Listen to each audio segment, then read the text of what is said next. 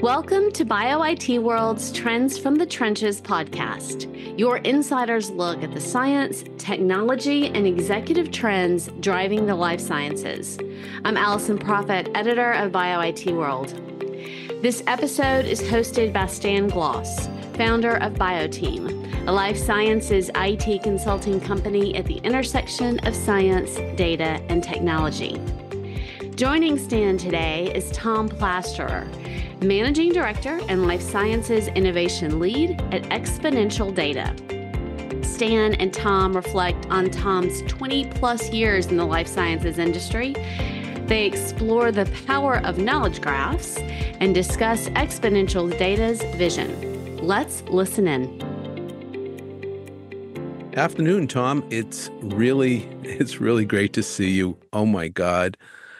As I sit here and take a look at you, we've known each other now since the year 2000, and we've known each other before either you and I had all this gray in our beards. That's for darn sure. That's for definite sure. So, I remember when I first met you at it was called Beyond Genomics at the time. It became Beyond Medicine. That was one of the first flagship startups. Yep. So Beyond Genomics turned into BG Medicine, so biomarker guided medicine. But that was one of the first out of the gate for sure. Yeah, and one of the things that always struck me that I always remembered about you, Tom, is that you actually came out of Temple Smith's lab at Boston University. And back in the day when we were building big blast clusters and when we first broke into the industry, that application was a big deal back in the day. And you came from that lab. Yeah, and the Smith-Waterman algorithms, Smith-Waterman method was kind of at the core of what Steve Altschul put together to build BLAST, and there's a lot of synergies and a lot of dependencies on that. And Temple, in full humility, will tell you that he took that algorithm out of computer science. It's a string edit algorithm, and he contributed a 0 at the end of it. And so the way he tells the story is, I contributed nothing to science, which is true. And there's a bit of humility there that I think we all need to carry forward. And the funny thing about some of these academic labs is that as you travel around the industry, you find other graduates. It's like from George Church's lab or Temple Smith's lab, and some of these very prestigious academic labs, you then find all of these people who have gone out. I know I've met people, a few of your colleagues, Liwa and Joe and others, who were all just like, in the same lab with you, and now you're all leaders of the industry, and it's pretty amazing to watch the evolution of, because I remember you as, I think you were a postdoc. If you weren't a postdoc then, you were just finishing up your doctoral degree then. I was just finishing up when I came into Beyond Genomics, and that whole network that we had at Boston University, is still pretty, tight, and we still talk all the time and look for each other. So, that's been really gratifying to see us all grow up together. Yeah, so maybe you can fill in the rest of the blank about your career, so that where you went from Beyond Genomics and where you are today. Sure. So I guess having that training at the very beginning is still so foundational to how I approach problems today and where I'm at today. So I'm a scientist first and foremost. My degree is technically in pharmacology, although I was fortunate enough to be trained by the people that invented bioinformatics. And while I was there, I got really excited about how bioinformatics, and more specifically sequence analysis, led to things like genome comparison, cross-genome comparison. And so this is at the early days of when we were getting a genome a week, a bacterial genome, a eubacterial genome, and archaeal genome. So very exciting days. And when the yeast genome hit, it was all hands on deck. We needed to figure out what was going on with the yeast genome. So we did a ton of sequence analysis at that point. But that led to things like sequence analysis to pathway analysis, pathway analysis combined with structural biology. And so not too distant from there is systems biology. And so now we're starting to talk about how different organ systems are going to interact, how we're going to measure multi-omics very early on, how we try to understand that. And so the idea to understand systems and to understand biology and ultimately medicine writ large, that's what brought me to Beyond Genomics and BG Medicine. It's a very early systems biology play that Flagship Ventures put together. A really great team of exploratory scientists that were bending the curve of what you could do with proteomics, what you could do with metabolomics, to a lesser extent transcriptomics, and so much of it, as the bioinformatician there, along with Eric Newman, Matej Resik, and others. So much of what we got to do was sit there early on and figure out what are the experiments that we want to do, how are we going to analyze it, how are we going to understand it, and how are we going to communicate it. And so that's a through line that's been with me for a long time. One of the things that I think we were very early proponents of was all of this data is coming in from all these different places. We need to make sense of it. Traditional relational database systems and sort of a table model don't really work for this. So we became very early adopters of graph methods to be able to do this. And this is, either before the semantic web or when the semantic web was just starting to come along as a way of thinking about data on the web with this kind of graph structure. And so we got to have these ideas grow up with our platforms, with our processes, and I've been able to follow that thread for many, many years. I guess the only other thing to add, the reason why I think graph is such a powerful paradigm for multi-omics and why that became such a big driver for us was that we didn't always have control over the structure of the data. Sometimes we're getting it from partners. Sometimes we are taking a lot of public data and wanting to superimpose it on top of it so we could understand it, whether it was bioinformatic databases or resources. And so this just was a very flexible way very early on, not only for us to integrate our data, but to do the storytelling around it. And so if we're thinking about systems and how systems interact, we got an awful lot of benefit from saying, all right, here's what a network topology looks like in, say, a healthy person. Here's what it looks like in a disease cohort. And here's what it looks like when you have a disease cohort with the treatment. So you can start to look at changes in the network. Mm-hmm. You can start to look at changes in how, and try to understand that based on the world's data superimposed on it. And that became a really useful vehicle for BG Medicine to be able to begin to do the pathway of biomarker elucidation, biomarker discovery, and really understanding network biology. So that was a very good early place to be. I can keep going, Stan, or we can unpack any of that. I think I remember you and Eric being involved in early days of semantic web stuff. Mm-hmm. I forgot there was a group that you guys were all part of that dealt in semantic in the semantic web Eric, world. Ted Slater, Joanne Luciano, and probably missing a few of the other founders, set up a conference called Seashells. So it's a conference on semantics in healthcare and life sciences. Right. And this was, I want to say, 2003, 2004 timeframe. And this was where we got a lot of the early advocates. Susie Stevens was involved with it as well, to come together and describe, our problems, how we wanted to solve them together. And this group is still really active and prevalent on things like, the knowledge graph community, the fair data community. So you can see that through line running all the way, from even way back then. So that Seashells was, right. Jan Zossman was an early participant. So the CEO, CTO of France, and a lot of the other graph vendors as well. So from BG Medicine, you found your way over to AstraZeneca somehow, and spent quite a bit of your career over at AstraZeneca. So how did what you learned at BG Medicine apply and grow at some of your work at Astra? So I think the idea of thinking in graph was pretty well inculcated in my head at BG Medicine, and that was a very useful model. I did spend about 18 months at a startup called Pangenics between BG Med and AstraZeneca, where our timing was terrible. I mean, this is right after the economy blew up. So this is 2009 timeframe. So we had a small group of founders that were trying to build knowledge graph in precision medicines while trying to find angel funding, which was useful training in hindsight. So it was useful to not just be a technologist or a systems biologist in this context, but also driving the business and really trying to understand what is a good use case and what is a good value proposition for the angel investors. And so they are ultimately going to want to help fund these things.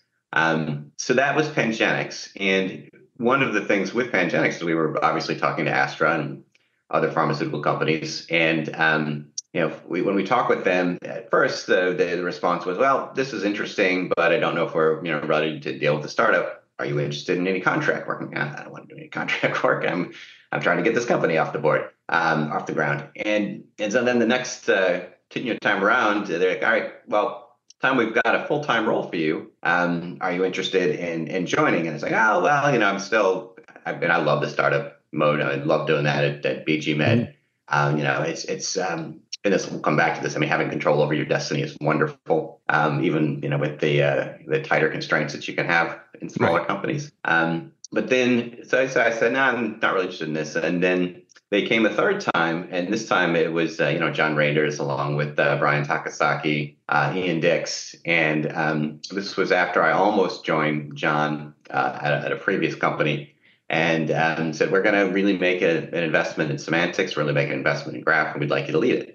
And so that at that point, I couldn't pass it up. And so that was what brought me, into AstraZeneca, first within the IT side of the house to really help build out a knowledge graph capability, although it wasn't called knowledge graphs at the time. It was, more of a platform play that would eventually lead into something like knowledge graphs. And then there we got to see fair data mature as a concept. So that was sort of another interesting through line. So it's really interesting because it's almost like when we think about artificial intelligence, it's been with us since the 60s, and it's really nothing. It's not new. It's just in vogue now, and it's been made possible by, a significant increase in computing power to be able to leverage what was already there. And it sounds like the semantic web and all of the work related to graph databases.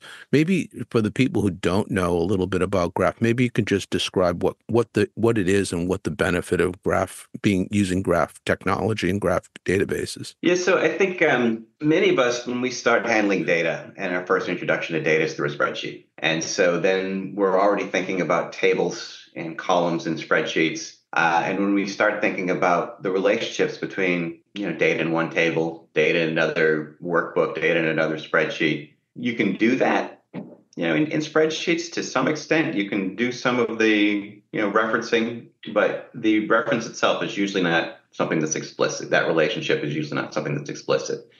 Bringing that to a relational database really just kind of makes the problem worse. And whether you're then talking about normalization, first normal form, second normal form, however you want to take your data and restructure it, you're making it further and further from the real world and from how people really think about data and how they think about interacting with the data. And so what you'd like to be and where you'd like to operate is somewhere closer to, two scientists or researchers that are sitting on a whiteboard and they start drawing, circles for their things that they care about, other circles for the other things that they care about, lines that show the relationship between them. That's how they start thinking about things. And that's kind of how they're architecting their thought process. And that also leads to some ideas around digital twins. Mm-hmm. So we can talk about that a little bit more later. But that beginning part of going, all right, table is not quite capturing how we look at the real world, leads one to start adopting a graph way of thinking. And if you have a graph way of thinking about the relationship between the things you care about, you need a data structure that's going to be able to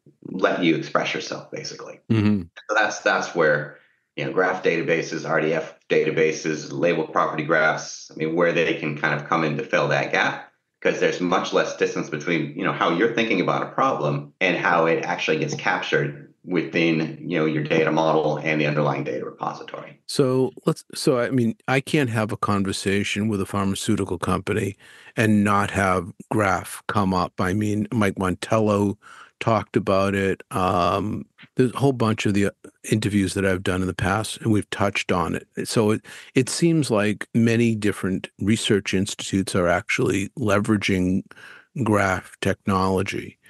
I recently had a conversation with a group that was saying they could build the graph. It's okay. People can build graph databases. But then the question came up, how do you get value out of the graph technology? And that seems to be something that is still a work in progress. Well, I think you have to identify cases for which the way that you would have done in the past, whether it's relational, whether you're putting things in a document store, in a data lake, wherever. You have to coexist with those technologies. You don't want, I have found through probably painful trial and error that you don't want to try to replace them. You need to work with them and they need to be synergistic. So then the identification of the type of use cases for which graph makes sense is sort of paramount in this. And for me, it's usually around when data needs to be used in a different context from when it was collected. I can tell you a story from AstraZeneca. So when I was in translational medicine working with Justin Johnson, we had some fantastic sponsorship from Carl Barrett, who is the head of translational medicine. And Carl was trying to solve the problem of why is it so challenging to compare our trial data, even within an indication. And, the biggest reason that it was challenging to compare this data was it was collected for the purpose of the trial. It was very strictly collected under very strict rules and and it was designed in such a way that you're trying to hit the endpoints of the trial. So reuse was not something that was going to be guaranteed or necessarily even possible, given some of the constraints about how it was collected and how it was to be used. That said, we should be able to learn, whether this is the people on the trials or the data scientists that are participating, within, say, all of the lung cancer studies. We should be able to learn from that. So that was the kind of the challenge that Carl threw at Justin and myself. And so by following FAIR data principles on how data was collected and how it was curated, leading into some of that data being possibly put into Knowledge Graph so that we could then kind of look across studies, and then also combining that with real world data, coming from some of the partners that we had, we were able to get a much better understanding of the patient populations that could benefit from our medicines. And so it's once you kind of have that driver of, I've got all this friction, I should be able to combine my data, I can't, then it becomes a useful methodology. And so then, we become laser focused on those things that are really important across those different contexts. Right. Things like clinical studies, things like indication, things like, patient populations or cohorts, things like drugs or drug products. Those become kind of the things that we're going to see over and over and over across our use cases. And so, the first one's hard. The first Knowledge Graph project is always hard. Second one's easier. Third one's even easier. And by the time you get beyond that, you almost have enough data that you don't have to recollect it. You can almost then go, oh, it's there. It's a different use case. I didn't know that I've already solved for this one, but it's just a different path through the graph. And that's where you really hit the power of this, and you can kind of get over the learning curve and really start to have some real impact. So you've moved on out of the pharmaceutical industry back into startup worlds, and you're working with a new company called Exponential Data. Mm-hmm. So tell us a little bit about Exponential and, why is Exponential doing what they're doing? Yes, I guess there's two parts to that story. So first, so Exponential has been founded by a couple of close friends that had been through a couple of companies together, first Knowledgent and now Accenture, and then Accenture and now Exponential Data. So this is Tom Johnstone, Matt Arellano, and Frank Rotondo.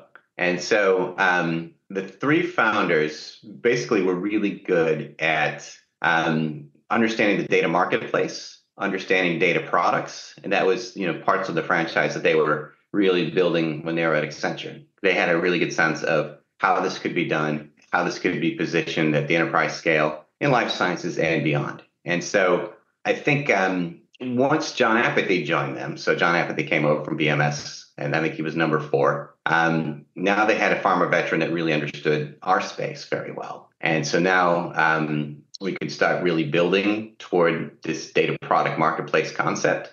And the other thing that the team did that was really smart is they built up a back office of AI data engineers in Kosovo. So this is now a great emerging marketplace, and we're seeing a ton of talent there. And so now we've got a really good engineering staff that we can tap into. We've got excellence in strategy on the data product marketplace side. And that's kind of where the core of the company was. And that's where they have been growing by leaps and bounds, since the original 4, now to nearly 100 about a year later.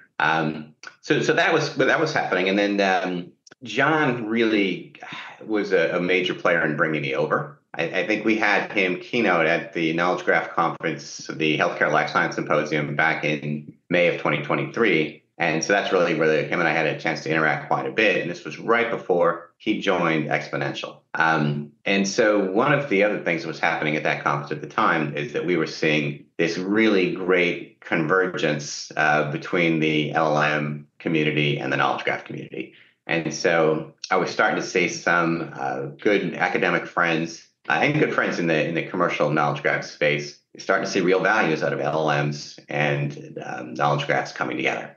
So some of the synergies are obvious, right? So knowledge graphs are hard to build. They require a lot of expertise. You usually arrive on them at a particular point in your career where you realize tables aren't going to do it. But they do require that expertise. They do require a lot of consensus building on, do we understand this? Do we understand the meaning of what we're putting together?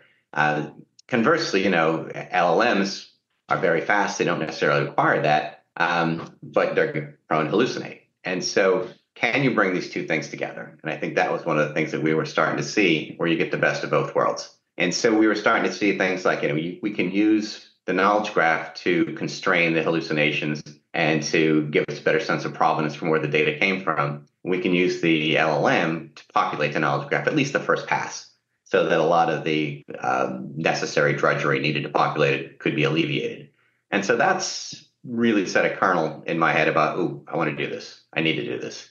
And so, back at Astra, and we started a couple of projects heading in this direction, and they were interesting, but doing that kind of disruptive innovation within a pharma, and anyway, it wasn't necessarily just AstraZeneca, any of them, or any big company really, is challenging.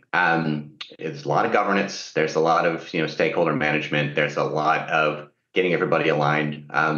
So not a lot of room for just true experimentation. Is this going to work or not? We didn't know. But I got really excited about that idea. And, John approached me in January to just kind of test my temperature on whether or not this would be something I would be interested in. I said, I've been thinking about this.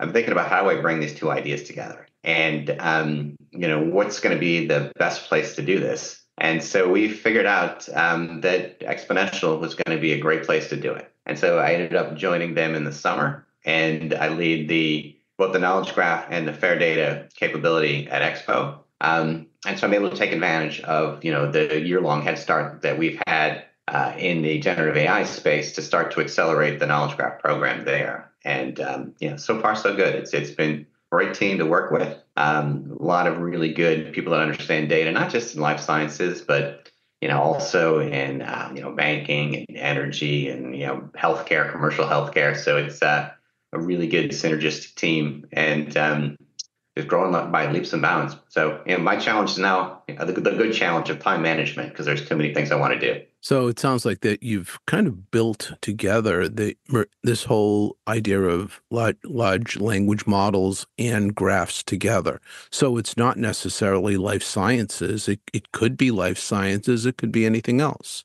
So the value proposition is building a platform that people can use to actually leverage the value of both types of technologies. Is that fair? I think that's spot on. I mean, the two technologies are incredibly synergistic. And I think if you try to do one or the other, you're going to run into problems. And I think we're starting to see, you're seeing things like RAG being used to correct hallucinations within LLMs. But then more and more, RAG works better if it's starting with the knowledge graph. Then it's okay, then why don't you push the knowledge graph into the language model? You could do it the other way around too, right? And so the way that I think about them, they're incredibly synergistic, and you can use them to level up, right? So you can have your LLM populate your first pass knowledge graph, have your experts come in, curate it, take advantage of all of the world's data that's out there, all of the vocabularies that exist. Your knowledge graph is better. Then you take that and you level up your large language model. And you can kind of keep doing this game where each pass you get a better and better and better knowledge graph, and that becomes really your source of truth. But you're able to have so much more reach with this. You're able to touch so many more use cases. You're able to do all sorts of interesting things around, multiple perspectives and disagreements within the data. You're able to keep track of your provenance. You're able to keep track of security within the knowledge graph in ways that you probably couldn't do within the LLM. So you're able to take advantage of the hard stuff with the Gen AI helping you out. So it's so funny when you say the word source of truth. I'm just thinking back to so many conversations I had with John. That's a big thing for John, is being able to have sources of truth and being able to be able to track back reliably to know that this is the source of data and where it came from and all of the provenance with that. Yeah. So it sounds like you've kind of bookended your careers. It seems like you were involved in an innovative startup back at BG, and now you're at Exponential and putting yourself into these environments where you're kind of like an extension of what you learned out of the Smith Lab. So it's fine. It's an interesting journey you've been on. Yeah, thanks, Stan. And I'd like to think that the best is yet to come. I kind of had a point where I said, all right, if I'm going to do this, I need to do this now because somebody's going to get this right. Somebody's going to get, the conjunction of knowledge graph and large language models in life science. And if I'm not doing it, I'm going to be disappointed in myself. So this was the opportunity to do that. And I see some great stuff that's out there and, have a lot of colleagues either within pharma or outside of pharma that are doing similar things. The trick is going to be, how do we do this together, right? Because I think ultimately it's great to be able to make money for a company. It's even better to help people out. And I think, Right. if we can kind of keep track of those higher motives, then I think that's going to be a better guiding light for all of us. Well, that's music to my ears and the team at BioTeam, because that's what we wake up every morning to do, is to just help people. Anyway, last question here is, what did, up and coming scientists like yourselves, after all these years and all the journeys that you've been on and all the experiences you have, what advice would you give to the up and coming scientists that are now trying to kind of follow your tracks in the snow? Mm-hmm. Yeah, it's I hope the conditions still exist that they can be followed. I think is sort of one thing. So I think, those of us that think about policy, those of us that think about politics, we want to make sure that without patting myself on the back too hard, the conditions exist so that young scientists can do these things and make them better. Right. I think that's one of the things that when you think you have a good idea, you share it with your friends, you share it with your peers, and it'll come back better. And so I think, I guess maybe that's one piece of advice that's sort of related to that. So, I hope the conditions still exist. We, as the senior leaders in this space, need to do what we can to ensure those conditions exist. And then I guess the first, major piece of advice is really around curiosity, openness, using your community. I think one of the things that, many of us start off as, brilliant individual contributors, but at some point you're going to hit a wall and you can't do everything yourself. So you need to be a good communicator and you need to be a good sharer. And so those sort of things are really important. So then, we're taught the hard skills are the most important ones, and that's just not true. I mean, you need to have the soft skills, the communication skills. You need to be able to advocate. You need to be able to bring more people along with you. So that's I guess kind of my biggest advice. And don't get hung up on the tech. Don't get hung up on the hard skills. Think about how you're telling the story. Think about how you can get other people to take your idea and make it better. So of all the people that I've known in the industry as long as I have as you, what I so admire, Tom, is that you've maintained your curiosity throughout your career. And I think that I still hear today the same curiosity I heard back in 2000 when I first met you. So it's been a pleasure just covering your journey a little bit, learning a little bit more about data and the intersection of large language models and graph knowledge, and excited to see what that potential can do for us. Thank you so much. I really appreciate your time, Tom. Hey, my pleasure, Stan. And really, any chance that I get to talk about myself, well, it's always I'll do it. But it's not just me, right? So there's been a whole lot of people that have been behind me, that have been helping me out, been in front of me, and continue to do so. Thank you so much. Take care now. All right, thanks, Stan. Thank you for listening to BioIT World's Trends from the Trenches podcast.